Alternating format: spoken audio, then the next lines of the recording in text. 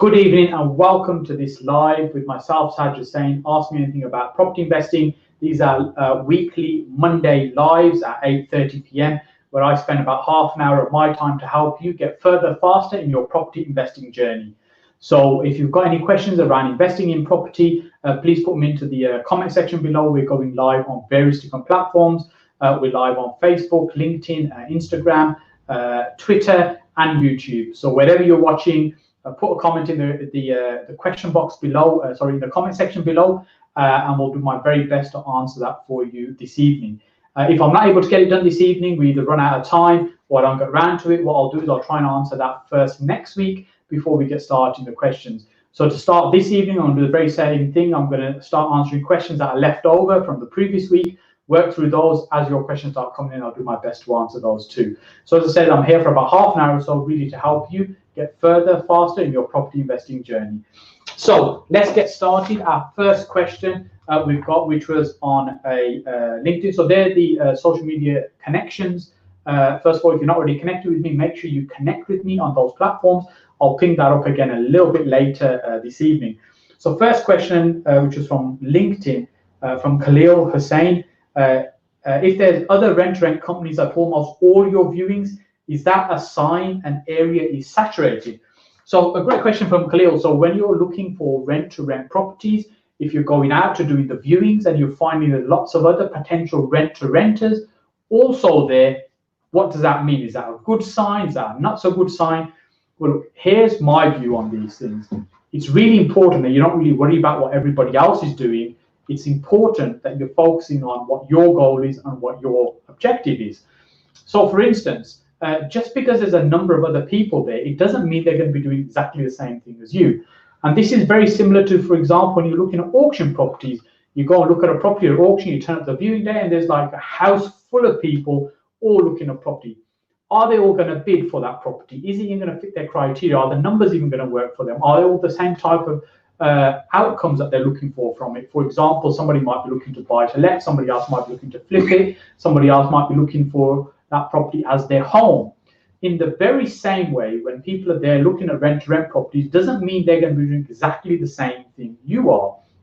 So it's important you're doing your research, Khalil, that you're looking on the platforms such as Spare Room and various other ones to see what kind of room rental demand is there. I'm making the assumption that you're looking for professional tenants, but whichever market you're in, you want to make sure that there's a good demand for those particular type of tenants in those properties. And then also you want to crunch your numbers to make sure the numbers work, and whatever your baseline is, the best that you can offer for that particular property, that's it. Don't massage your numbers, which is a mistake many people make, to try and force and fit it into the deal. What I mean by that is don't think, well, maybe if I get another 10 or 15 pounds on the rent, or maybe my electricity bill I can squeeze down for another 10 or 15 quid. What you're trying to do then is force the numbers to fit the deal. Do your calculations, set a criteria, work out what it is that you're looking for. Then based on that, you go out and you make your offers on that. So first of all, it needs to fit from a numbers point of view. Then secondly, of course, it's about nurturing relationships. So why is it that the agent might want to give that property to you versus, say, one of your competitors may be wanting to do a similar thing? So this is where you want to work the relationships and build those relationships. So I think we've got another question around that coming up as well. So I'll go into that in a moment. So I hope that helps, Khalil. So just whilst I'm looking at the next question, just 1 second, because I've got these printed out as well, because my eyes are terrible. So this way I can get to read them rather than flicking over to the screen. So the next one is a question that I had on YouTube, which user Shadow Crux 0, great name. Hi Saj, can you explain the advantages and disadvantages of investing in property as opposed to investing in the stock market? Well, I suppose I could if I knew a lot about the stock market, but the reality is I don't. I intend to be very, very focused in the property market because I believe that's the place that you get the best possible returns. From what little I know about stock investing, I can give you that perspective. But one analogy I tend to have that I refer to is, let's say you went to your bank and said, can I borrow £100,000, please, to buy shares that are quoted on the exchange, on the stock exchange, to buy shares in your bank. So let's, for example, you went off to Lloyds, it could be any bank, and you said, can I have £100,000, please, as a loan so I can buy shares in Lloyds Bank? I suspect the answer is going to be no. There's the door, you know which way to go. However, if you said to them, can I purchase a property for £100,000? Can you help fund it? They'll soon sit you down with their financial advisors or mortgage advisors to help set up a loan agreement, i.e. a mortgage for you to get that purchase done. Why? Because it's a very, very safe form of investing. In a stock market, theoretically, you can wipe yourself out. You can lose pretty much all your investment. I'm not saying necessarily you would, but theoretically it's possible. Is it possible to do that in property? It's very unlikely. A building is always worth something. And people, yes, can mess up in property. They do it all the time because of lack of education, lack of understanding. And I'm sure they do on the stock exchange. And I'm sure there's some people that do very, very well out of stocks and shares. But I like to stick to where I believe is the best form to create long-term generational wealth. And you may have heard me talk about this before, but if you look at something like the Sunday Times Rich List, the vast majority of that wealth is kept in property or is being generated from property. So that tends to be the reason I'm very, very focused on property. And within property, there's many, many subsectors. And within those subsectors, there's many, many different strategies as well. So there's an abundant different ways you can make money through property, whether it's purchase, it's control, it's planning gains, sourcing, whatever it might be. So that's what tends to be what I prefer. So not only investing in property, but have businesses that are all based around property. So I hope that helps. So next question. Let me see. If you want your question answered, make sure you put it in the comment section, and I'll do my very best to answer that. If it comes through live, as we're doing these now, I'll try and do it now. Otherwise, if we pick it up later, we'll answer it on the next show next week. So the next question I have is also from YouTube again. User is Satama. What's the best strategy for deal sourcing you recommend? Well, I think to answer that question, really I need to understand a little bit more about what it is ultimately you're looking for. So when we talk about deal sourcing, what deal sourcing is the ability to be able to go out and find what I call property investment opportunities that you can monetize. It's a property deal that you can make some money from. Whether you choose to purchase that yourself, i.e. that you're the buyer of that particular deal. So we actively source. When I say we, me, business, the people that work with me, we're actively sourcing property all the time. But we're not packaging that up and selling it to other people, because we just pick out what we believe to be good deals and we like to acquire those and complete on those deals. If, on the other hand, you're packaging them up and selling them to somebody else, then it's thinking about what is it that they're looking for? What is the type of deal that they're looking for? What's the criteria they have, the return on investment, the percentage level of below market value, X amount of profit on a rent per month, whatever it might be. You need to understand that criteria. So then when you're finding potential deals and you're taking them to other people, you know that it fits their criteria and they're much more likely to pay you for those particular deals. So then when you start sourcing, it depends ultimately what you're looking for. So traditionally, some of my most favorite strategies have been leafleting door to door. It's been newspaper adverts, ugly board marketing. Ugly board marketing is kind of signs that stand out or cars that are sign written, really unusual things like that. And leafleting and newspaper adverts tend to not be as common now. So many years ago, when I was prolific in marketing in this way, some of the newspapers I was advertising in those, some of those don't even exist anymore because some of that's online. So it's about thinking about where is your audience for the person you're trying to get this message to and how can you reach out to them. So for example, if it's rent-to-rent properties that you might be looking for, rent to HMO, an easy starting point can be finding a list of all the licensed HMO properties in the area that you're looking to source in and speak to those particular owners of the property. This information is readily available. It's on most of the council websites for the area. Now, this isn't a new thing, so you won't be the first person that'll be reaching out to them in this way. There'll be other people that are maybe already doing this or have done this in the past.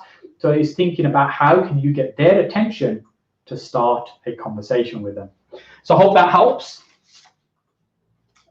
So let's see, what have we got next?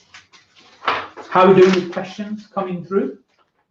Okay, we're getting a couple of questions come through, so I'll jump onto those. So I'll do this next question, and then I'll jump onto a couple of live questions that have just come through. If you want your question answered live, make sure that you put it in the comment section below. We'll pick it out in a moment, and I'll do my very best to answer that question for you. And if you're heckling me, shame on you. I'm only kidding. It doesn't bother me in the slightest. So next question we've got from Facebook, Gov Shergill, that runs a property newbies group and also ran a great event this weekend, which I was also speaking at as well, a great turnout to that. So his question is, how social media branding has helped you, i.e. how has social media helped me build my business? So if I think about what are 2 leads that potentially are good leads for me that might lead into some kind of business, one would be somebody that may be interested in investing with me. So I tend to have a criteria of minimum £50,000. If you're interested in investing with me, reach out, send me a message, we'll have a chat, I'll try and understand what it is you're looking for, and if it's a good fit, maybe we'll take it from there. So that's one good lead. Another good lead is somebody that might be looking for some personalized mentoring and help them, support them in their property investing journey, whether they're starting out brand new or whether they're experienced and really looking to kind of build on that. Ultimately, I want to help you get further faster in your property investing journey. And the personalized mentoring is really about setting a goal for you and supporting you in the implementation of that goal. So those are 2 leads that would be good potential business for me, i.e. somebody that might want to invest with me or somebody that might be looking for mentoring and support from me. So how is social media fit into this? So right now, what am I doing? I'm broadcasting on various social media platforms live. I'm giving up my time to help people. For those that are here, some people benefit from this immediately. Some people might be watching these videos in months or years to come. So what I'm doing, I'm leveraging my time. I'm using some time right now to help many people, but I'm not expecting anything back immediately. But what I'm doing is adding value to other people and sharing my knowledge, my experience. I'm not charging for this. And many other things that I do on social media as well is pretty much all free. I run a monthly network meeting where people can come and see me. Sometimes people find out about that on social media. We usually have about 100 attendees at that meeting, or pretty much 100 every time, because we sell out with 100 places at that meeting. And it's another way for people to come and learn from me. So all these are ways where I'm sharing knowledge, I'm sharing experience with other people, I'm adding value to other people. And some of that will then trickle down into somebody says to me, hey, Saj, I'll be interested in working with you and investing with you. How does that work? Or somebody else might say, look, I'm looking to kind of progress and really get further, faster in my property investing journey. How could you possibly help me with that? So do you see how it then trickles down into business? Let's say, I don't know, we get 1,000 people watching these videos across different platforms. I'm not going to generate 1,000 leads. If it's 1 or 2 or a handful, that's fantastic. That's good enough. I'm not expecting any back. I'm constantly adding good value. So to answer the question in a more succinct way, it's really about making sure you're giving good value out to other people for it then to translate into business. The other thing that's important to do is for people to be able to see what you're doing. So time to time, I'm posting about projects I'm doing. I probably don't get out to them often enough. I spend too much time at the desk. In terms of analyzing deals, exploring deals, speaking to investors. Then I do going out on site, and that's really because I have really good partners that I work with who are on site, who are managing the project for me, great build teams as well. So right now, I think it's 7 different projects we're running right now. So I think I can't remember exactly, from building houses, commercial conversion to residential, HMO conversions, flipping property, about 7 different sites I'm running right now. So there's very good people that work with me that are on site, that are keeping an eye on those, making sure they're doing what they're supposed to be doing. But sharing videos like that, if you're going out to site, showing the property you're looking at, what you're doing, the developments you're doing, so people can see. And ultimately, all of this, what it boils down to is you're giving people an opportunity to get to know you, like you, and trust you, and for them to decide whether they may want to work with you. That's essentially what this is. I'm being open, I'm trying to help as much as I can. And people will have the opportunity to get to know me, like me, and trust me if they want to work with me. So this is how social media, I think, has been really useful. I'm not saying I'm a master at social media. I try my best to try and use it. I think it's a fantastic tool. It's a great way of leveraging relationships. I've always been a big fan of networking and face-to-face networking, which is why I run networking events. And I see social media as an extension of that. So I hope that answers your question. Gus, shall we take some live ones that we've got through there? You can pass to me, and then I'll try and see if I can come back to some of these. So I've got one here, sorry, on YouTube, which is Big Smoky, sorry, terrible. Big Smoky. Hi, I'm based in Northern Ireland and would like to know the best way to get bridging finance as the market is very limited here and you require 50% deposit. Yes, I was speaking to somebody just on Saturday, in fact, and I know a couple of people that are active in Ireland, particularly Northern Ireland, and it's a brilliant market in the sense that you've got properties that you can pick up very cheap in certain parts of the country. They are still significantly lower than they were when the market crashed nearly 10 years ago. But the biggest challenge around that is the lack of liquidity, i.e. the lack of money available to be able to purchase. So if you look at the economy here in England, we had a crash on 2008, end of 2007, the market started kind of collapsing. And what did that result in? Probably in Birmingham, maybe about a 27% drop in market value. So that's the sort of range house prices collapse. So what does that mean? That means £100,000 property in 2007 probably dropped down to about £75,000 as a value in 2008 when the market crashed. It took a few years of kind of bubbling along with that and then started to recover slowly. 2009 and 10, particularly in 10, it slowly started to recover, and by 2012 and 2014 started moving forward. So why is it that the market started to recover, and why is it stopped? Well, one of the main reasons it stopped because the banks, well, we know all the stuff that was going on with the banks and all the issues they were facing, so the banks stopped lending money in the sense that they were exceptionally tight in terms of who they would lend to and the criteria and the hoops that you had to jump through. So the liquidity dried up, i.e. there's very little money out there. And if there's no money available to buy, there may be an appetite to buy, but actually if the money isn't available, that means there's plenty of stock, there's just not enough buyers.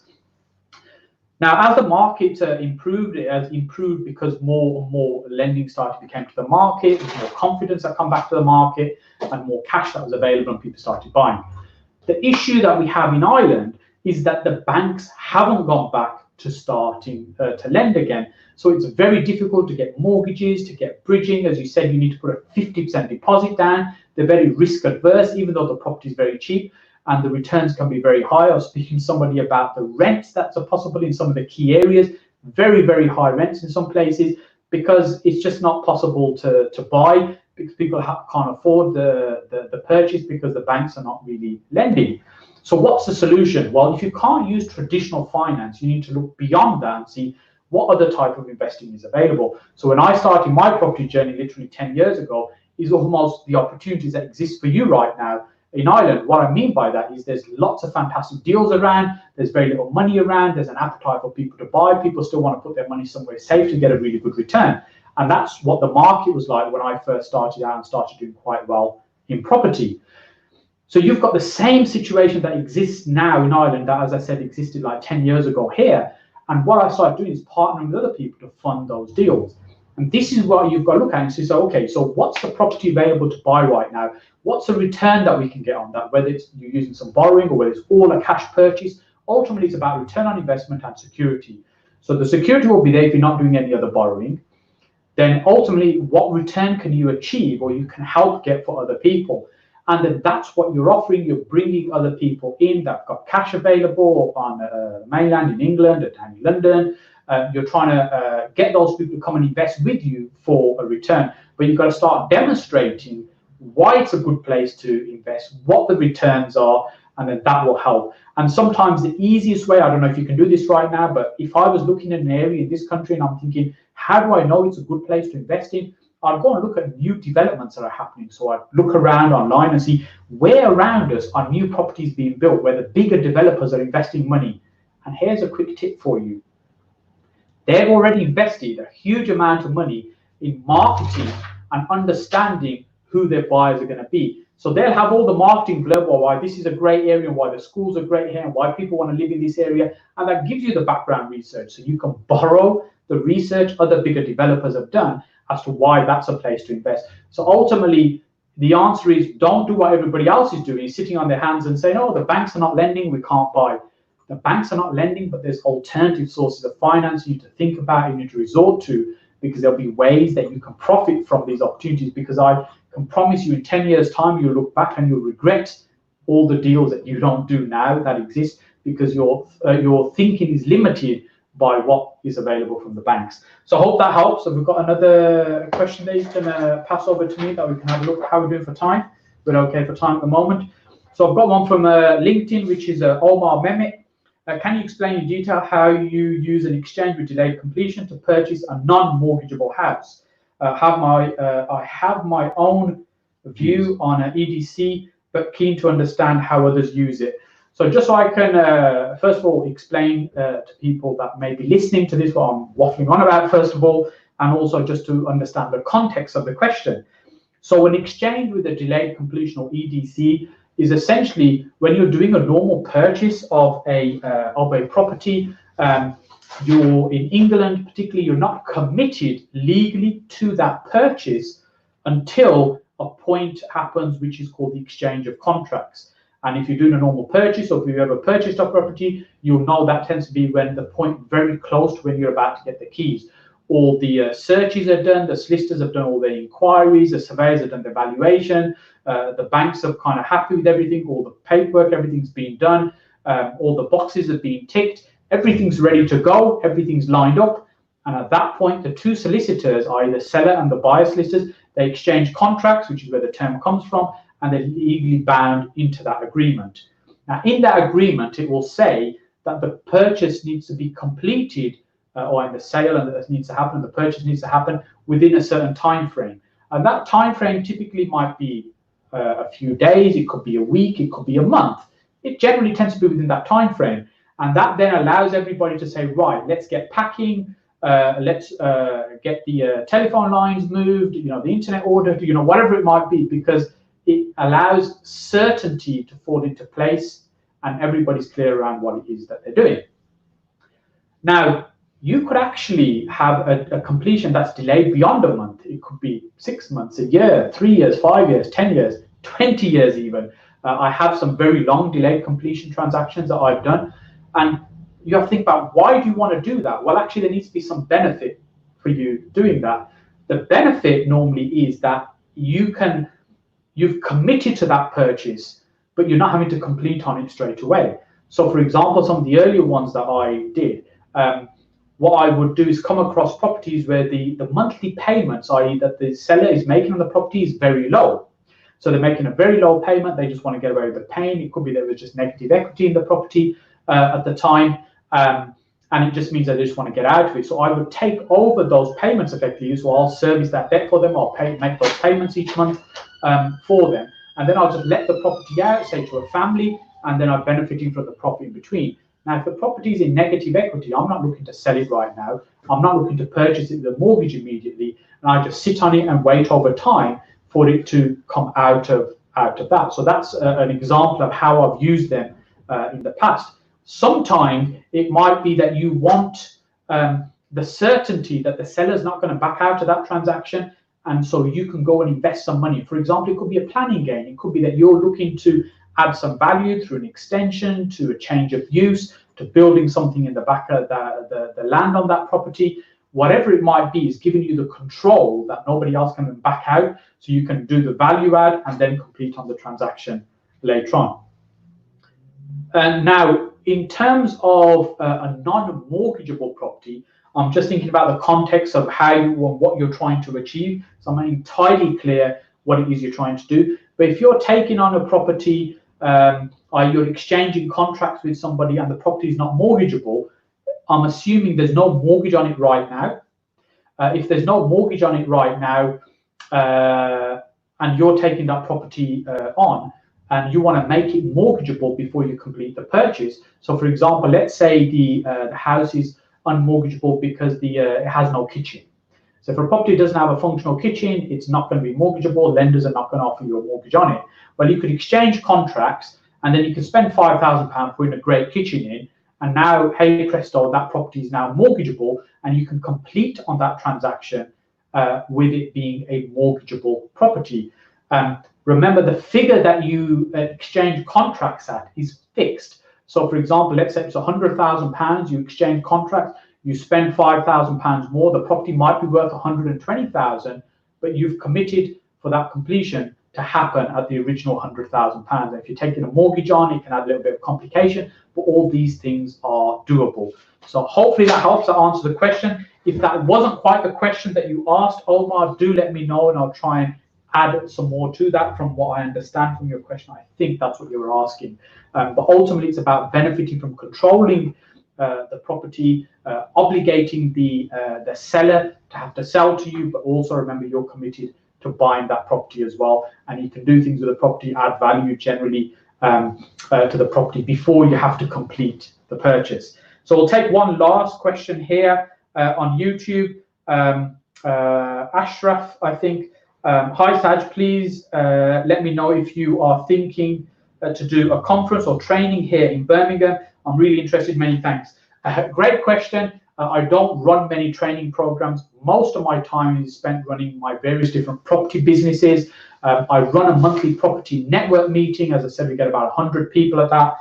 You're more than welcome to come along to that. Let me try and see if I can get that up. The property meeting, that was the last slide. So the next one's on Tuesday the 17th, always the third Tuesday of the month. That's the only regular event that I run. I don't run that many conferences because the time involved in terms of putting them together. I have a mentoring program, which is really more about supporting you in the implementation to get the results that you're looking for when it comes to property investing. Now, having said that, I'm looking to do some short training courses, some kind of master classes around specific topics. For example, we're talking about exchange delayed completion. I was trying to explain in a few minutes, where we can spend a few hours going in depth in specific topics. And I intend to do some of those later this year, but watch out for those. I'll be sharing some more information about those in the coming weeks. So look, I hope you found this useful. I might have another one chucked at me over here to have a look at first before we wrap up, because we've got a few minutes. YouTube, handle is Big Boy. Hi, what's the best way to get PLO? So PLO is a purchase lease option. So a purchase lease option, if I break that down, first of all, the lease element of it is just a lease. A lease is a rental agreement where you take something on for a period of time. I could go and lease a property on the high street, a shop, for 10 years and pay a certain amount of rent to the landlord. That's just a lease I have for that particular property. The option is the right to buy. So with that lease can be attached to that a right to be able to buy that property. However, I may have the right, but I'm not obligated to buy. This is the distinct difference between what we're talking about now and what I was talking about a few minutes ago with an exchange and delayed completion. The real difference between the two is one is you're legally committed to completing on that purchase, and on the other one, you have the choice to complete, but you don't have to. So you use these in different situations, and depends on the scenario, you use the right strategy for that particular transaction. So the question is, how do you go and find these?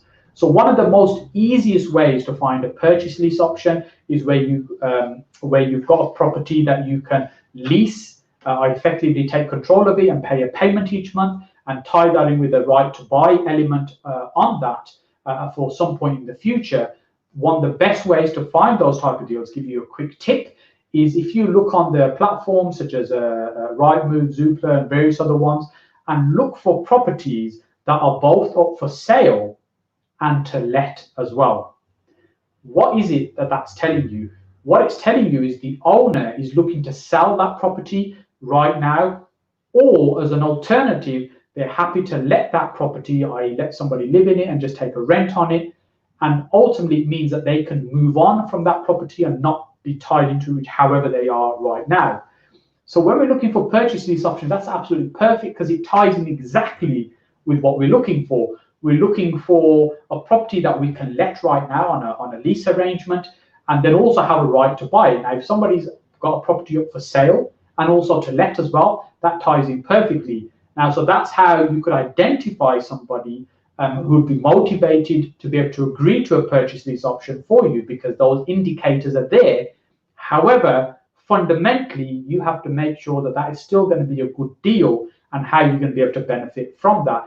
Just because you can do a purchase lease option because it's available, it doesn't mean you should do it. You need to analyze the numbers, make sure that you can benefit from it, you can profit from it, because hey, look, you're in this business because you're trying to build an income, build profit, build wealth from property. It's not a charity. It's about creating win-win situations for sellers, and also for you as somebody taking on that property to be able to benefit from that as well.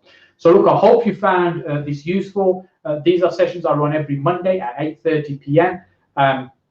It's unusual for me not to do on a Monday. Last week we had a webinar which I was running, so we didn't have last week's session, but the plan is for these to continue on a Monday at 8:30 and across the various different platforms, be it on Facebook, LinkedIn, YouTube, Instagram. Just ping a message across in the comment section if you've got a question you want answered, and we'll pick up those and I'll look to answer that next week for you. So thank you so much for your time, and I look forward to seeing you again next week.